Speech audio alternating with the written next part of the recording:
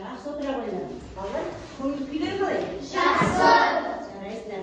Бүгін бізде қай сабақ? Математика. Жарайсыңдар. Ендеше біз математика сабағын бастау үшін біз бірінші топқа бөліп алайық, е балалар? Ендеше барлығын келіп мына жерде 3 түрлі геометриялық фигуралар бар. Соны аламыз да топқа бөлеміз. Қаласпаймыз.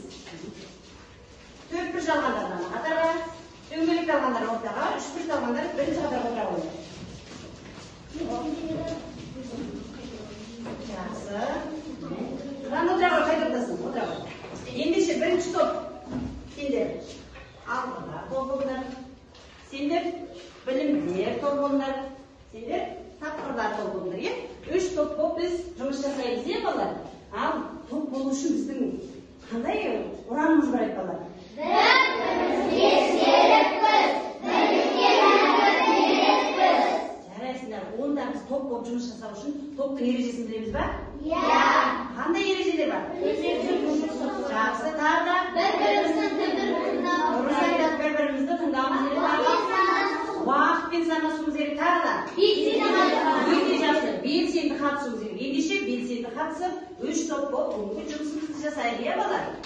Олай болса, кім кезекші балалар? Айсара. Айсара, үйге қандай тапсырма берді, айта ол? 99-шы номер 6. Ал үй тапсырмасын ашып қояйық. Мен үй тапсырмасын қарашам. Енді сендер айтпашы, әр топқа топ басшысын сайлап алайық. Мен үй тапсырмасын тексермес бұрын, е? Сендер топ басшылары кім болады? Дәулет. Дәулет сен бағалау парағын алып, өз тобындағы балалардың атын жазып бағалап отыр. Жақсы ма? Екінші топ кім топ басшы болсын? Кәусар. Үшінші топ?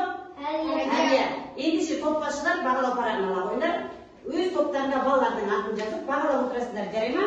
Ал Мадина, бірінші тапсырманың жауабын айтаршы. Балалар, сендер жауабын салыстырып дұрыс-бұрыстығын айтып отырыңдар, жарай ма? Оқи ғой. 310. Дұрыс па?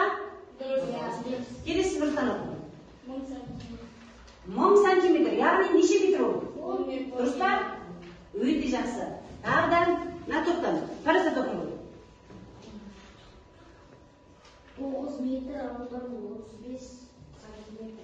865 сантиметр. Дұрыс па? Дұрыс деп келесің. Бекарыс оқи ғой. Тек қана жауабын айтсаң болды. Жауабын салыстырып отырыңдар, е? 45 минут, дұрыс па? Иә. Өте жақсы. Келесі, Мансұр оқи ғой. 100. Жауабын айт ғой. 100 минут, дұрыс па? Иә. Дұрыс. Келесің, Қыран оқи ғой. 165. Дұрыс па, 165? Иә. Өте жақсы. Қалғандардың келесі жолы дәптер тексеріп алғанда жинаймын. Топ басшылары бағалап отыра қойыңдар.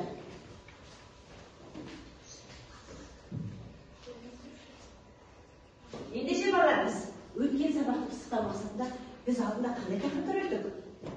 Көбейту және Көбейту және бөлу. Иә, біз өтіп жатқанбыз. Ендеше біз өткен сабақты пысықтау, ой шақыру стратегиясы бойынша меселерге балалар көбейту кестесін тексерейік. Әрқайсысына диск әдісі арқылы мен мынадай дисктірін беремін. Алдарында не бар ғой? Жазатын фломастердармен жауабын жазып, дайындалып отырыңдар, жарай ма?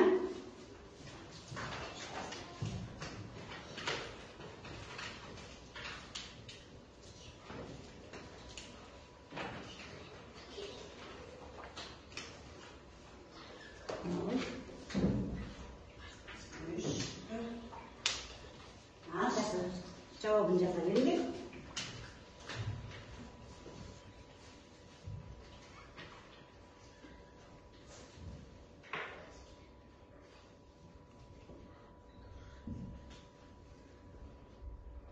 Дайын болғанда белгі беріп отырсаңдар болады.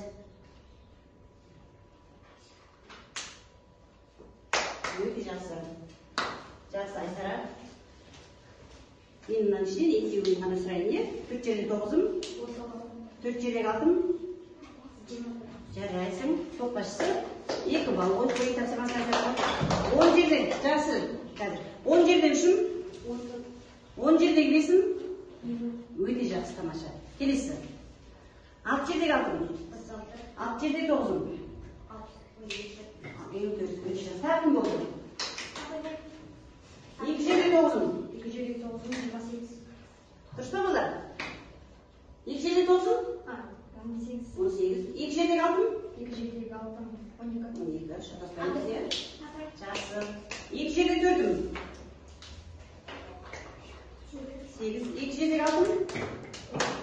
10 жердегі жақсы қазір. 10 жердегі 8'ім. 10 жердегі 2'ім. 3 жердегі 6'ым. 3 жердегі 18. 3 жердегі 9'ым. 27. Жақсы. Келесі. 7 жердегі 5'ім. 18. 7 жердегі 8'ім. 56. 56 дейді. 8 жердегі 3'ім. 8 жердегі 3'üm. 8 жердегі 3 қанша? 24. 8 жердегі 6'ым. 8 жердегі 48. 48. Өздерде жақсы. Келесі бірінші топ. 6 жердегі 7'ім.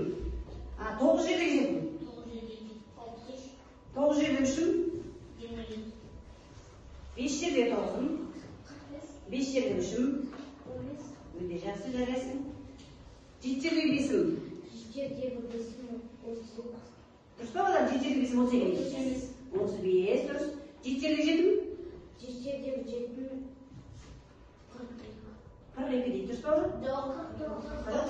Сен өзің дұрыс жаздың, бірақ қате жауап беріп тұра алмай ма? 5 жердегі 6'ым. 5 жердегі 9'ым. Өте жақсы. Нәзір. 4 жердегі 4'ім. 4 жердегі 6'ым. 24. Жақсы жарайсыңдар балалар. Ендеше көбейту кестесін жақсы білеміз. Шатасып жатқандар кішкене көбейту кестесін жаттаймыз, е балалар. Олай болса балалар, біз бүгінгі сабағымыздың тақырыбы. Оқулығымыздың 98 бетін ашыңдаршы балалар. Бүгінгі сабағымыздың тақырыбы балалар. Жазбаша түрде көбейту және бөлу алгоритмін қолдану. Ал бүгінгі біздің сабағымыздың мақсаты, біз бүгін не білуіміз керек? Сендер жазбаша көбейту және бөлу алгоритмін қолдануды үйренесіңдер бүгінгі сабақта. Олай болса балалар, біз келесі суретке назар аударайықшы балалар. Суреттер сөйлейді әдісі бойынша. Мына жерде кімнің суреттері тұр? Білесіздер ме балалар? Алтынсарин, Константин Павловский. Бұл кісілер ұлы адамдар. Осы ұлы адамдардың білім туралы айтқан сөздері бар екен.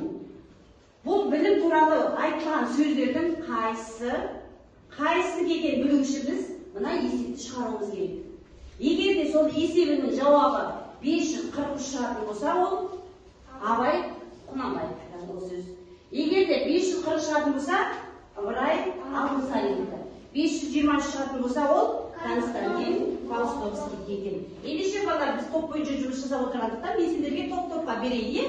Осы сөздерді бұл ұлы адамдардың білім туралы айтқан сөз қайсысын келген сәйкестендіріп сызасыздар топ бойынша. Ол үшін не істейміз? Есепті шығарып барып сызамыз, е балалар?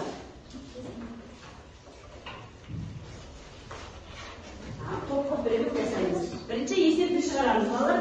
Сол бойынша сәйкестендіресіздер. Қорғайтындар алып шыға қоймай жақсы. Енді балалар, қараңызшы. Абайдың сөзі қайсы екен? Bir топ қана айтсын. Бірінші топ айта қойыңдар. Артық білім кітапта ерінбей оқып көруге.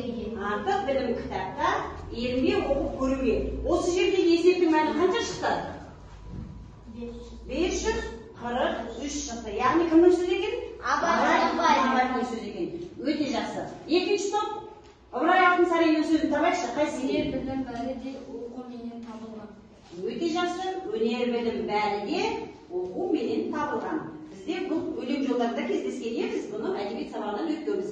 Ол мәні қанша шықты? 523. Ыбырай Алтынсариндікі қанша шықты? 523. Жоқ. 540. 540 шығу керек балалар. Қанша шықты? 540. Жақсы, үшінші топ.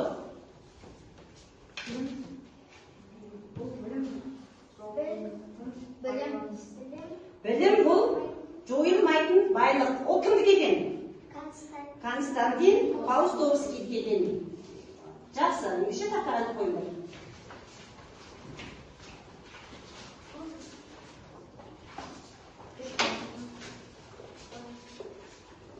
Жақсы.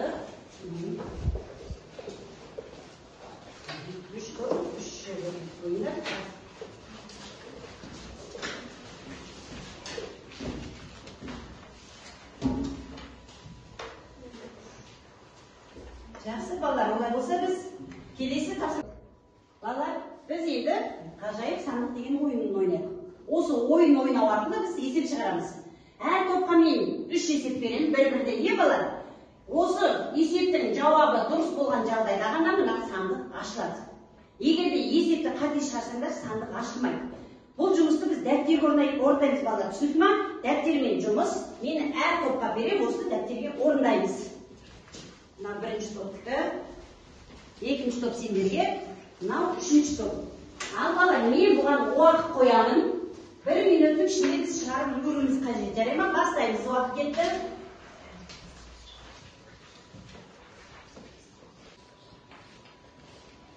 Балалар, уақыт болды.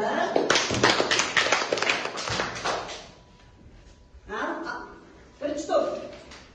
Сендердің қанша шықты жауабы? 172 дейді. Екінші қатарда 662. Үшінші қатарда 316. Өте жақсы. Сонда соңғы 3 саны сәйкес келсе ғана мына сандық ашылады. Қанша болды мына жерде? 2, 6. Дұрыс па екен көрейік. Егер дұрыс болса ғана сандық ашылады. Қате болса ашылмайды. Жарайсыңдар. Есептерің өте дұрыс екен. Жарайсыңдар балалар. Сендердің есептерің дұрыс болғандықтан біздің сандығымыз ашылды. Сандықтың ішінде не көріп тұрмыз? Қағаз тұр. Ендеше мына сандықтың ішінде сендерге тапсырма бар екен. Сол тапсырманы орындау барысында біз тапсырмаларды дұрыс орындасаңдар, сендерге мынандай сыйлық беріледі екен. Міне, алтын белгі деген медал береді. Ендеше балалар, бұл тапсырма мұнда тұр. Міне, алтын белгі. Оқулығымызда бұл негізгі екінші тапсырма берілген. Қай топ шапшаң тез шығарады, сонша медал алады. Сондықтан әр топтан бір баладан кеп аламыз. Сол есеп шығарып болғаннан кейін барып келесін аламыз. Түсінді ме?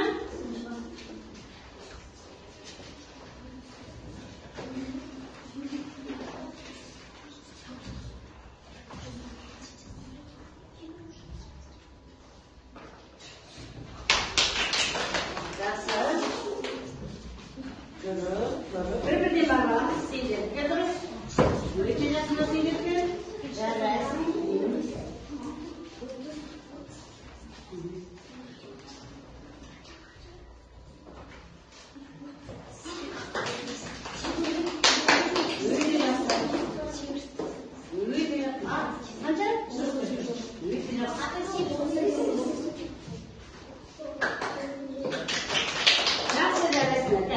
Cevabı 81. Dұрыс. Кәне сендер жауаптарыңыз? 483 бере қойдық. Жақсы. Ендеше қараңдар. Бірінші топ неше медал алдыңдар? 3. Екінші топ? 2. Жылдамдықтар тұру керек. Үшінші топ? 3. Өте жақсы. Медалдарың құтты болсын. Есепті қаншалықты тез шығарсаңдар, соншалықты медал алады екенбіз. Балалар? Жақсы балалар. Олай болса, бағанадан бері біз есеп шығарып, шаршадық. Балалар? Ендеше біз сервиту сәтін жасап алайық. Сервиту сәті балалар бізге математикалық ребус шешу. Санға байланысты ребус. Ендеше қараңдаршы, мен оқиын, сендер жауабын табыңдар. Балалар? Мына жерде 6 н дейді. Алтын деген сөз шығады екен. Т 10. К 3. С 10 а дейді. Сона. 100 дейді. 8 o деген аяқ дейді. 7 дейді. Су дейді. 6 К мен 3.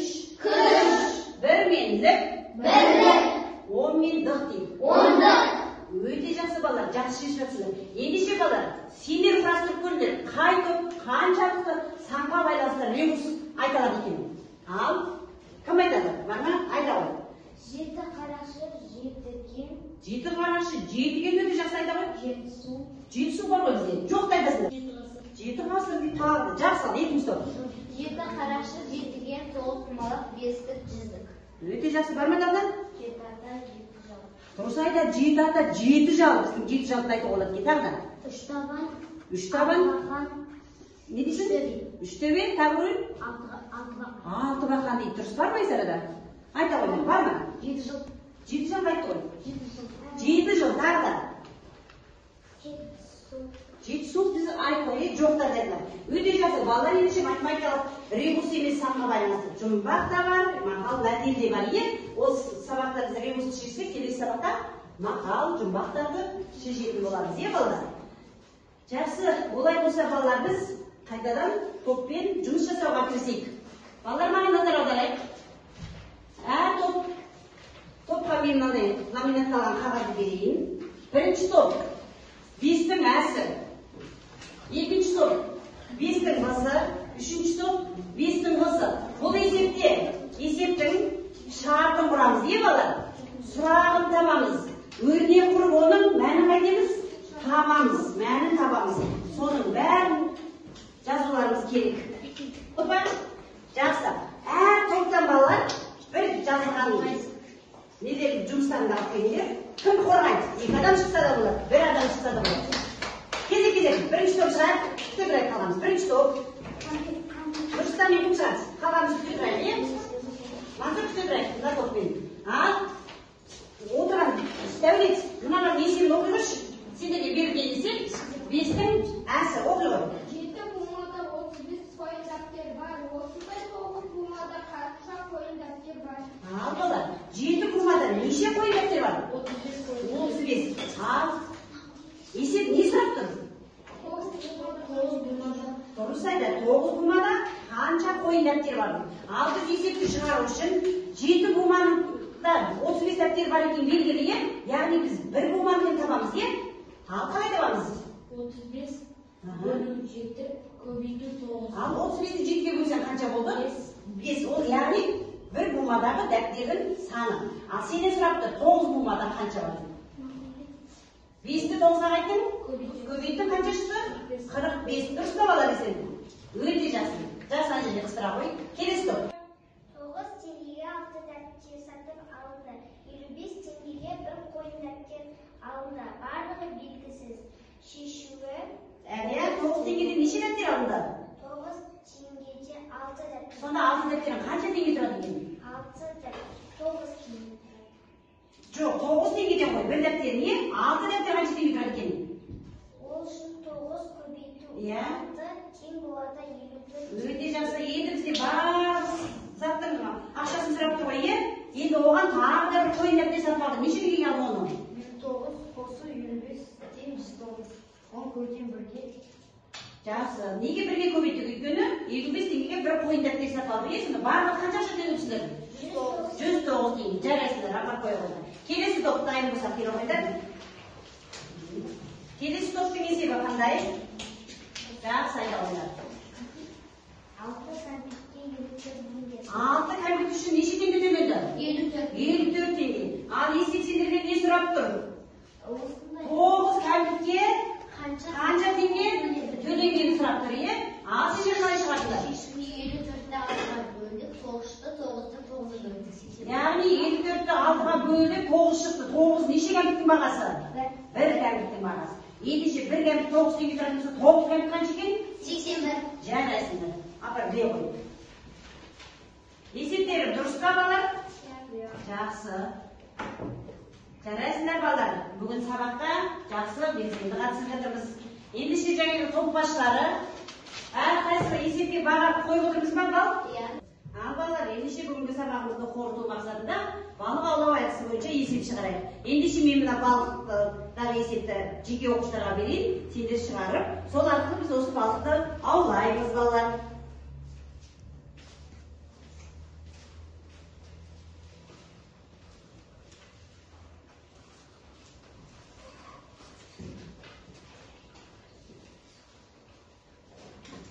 Ал жақсы.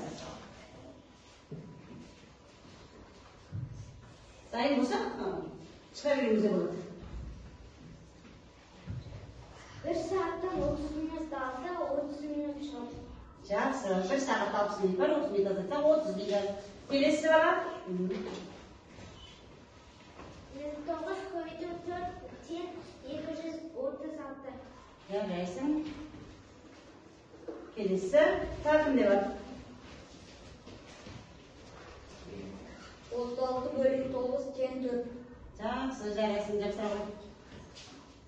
Бірінші топта болды ма? Келесі топта кімде бар? Дена ойны. 1 минуттан соң 45 минут болады. Тамаша. Тағы не бар? Мен көре аламын. 9 көбейту 6 10 минут. Өте жақсы. Тағы Паразат. 2 сағат алынған 20 минут тең 100 минут. Өте жақсы. 100 минут. 98 көбейту 2 196. Өте жақсы. 196.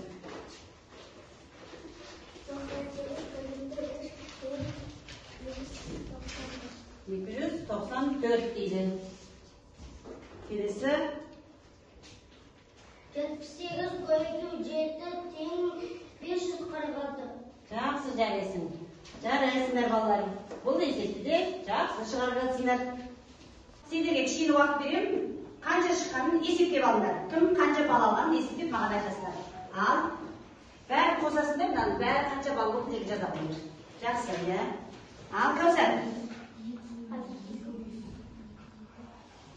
Жақсы, міне барлық мына балдарды оқи қойып. Оқи қойшам. Бекарыс қанша бал алды? Бекарыс 9 бал, Парасат 8 бал, Айсара 8 бал, Кәусар 9 бал, Бекнұр 7 бал. Өте жақсы. Біріншісі үй тапсырмасына берілген, одан кейін көбейту кестесіне берілген, одан кейін бірінші, екінші, үшінші тапсырмалардың әрқайсысына топбасшылар бағасын қойып отыр, иә? Әлия оқи қой. Маржанға 9 бал, Мансұрға. Иә, барлығы 9 бал. Әлияға 9 бал, Укранға 8 бал. Өте жақсы. Ал Дәулет, сендердің топтарын айта қой. Келесі оқи қой. Бірінші кім тұр? Мадинаға 1, 3 бал. жоқ, сен барлығын айтасың. 7 бал, 8 бал деп айта қойсың. Иә. 7 бал, мөлдірде 8 бал дейін, Дәулетте 9 бал екен, Айтқабылда 8 бал екен, Нұрсұлтанда 9 бал екен. Өте жақсы балалар. Жақсы. Олай болса балалар, бүгінгі сабақ қалай болды? Сабақ сендерге ұнады ма? Жақсы. Өте жақсы. Жарайсыздар. Ендеше балалар, сендер бүгінгі сабаққа кері байланыс берейікші. Сендерде алдарында телефон бар, кері байланыс естеміз. Кері байланысқа. Қараңыз, сабақта не ұнады сендерге? Қай бөлімі, қай тапсырма ұнады? Немесе маған ұнамады? Немесе сабақты өзгерткім келеді?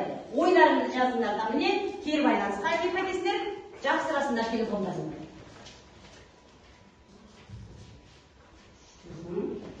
Бар, сол жаққа. Жақсы.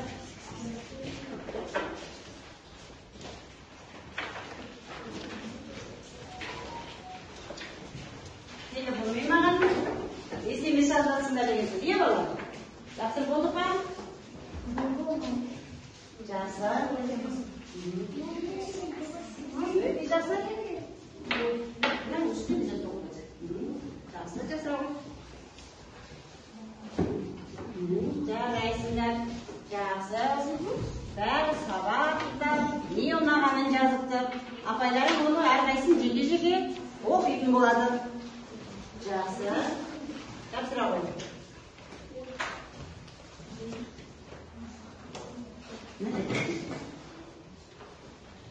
Жақсы балалар. Бүгінгі сабағымыз мәресіне жетті. Үйге тапсырма 100-ші беттегі 5-ші тапсырма. Ол тапсырманы қалай орындау керек? Өрнектерді бар түрде жазып есептеп келесіңдер. Түсінікті ме балалар? Иә. Жақсы. Сау болыңдар.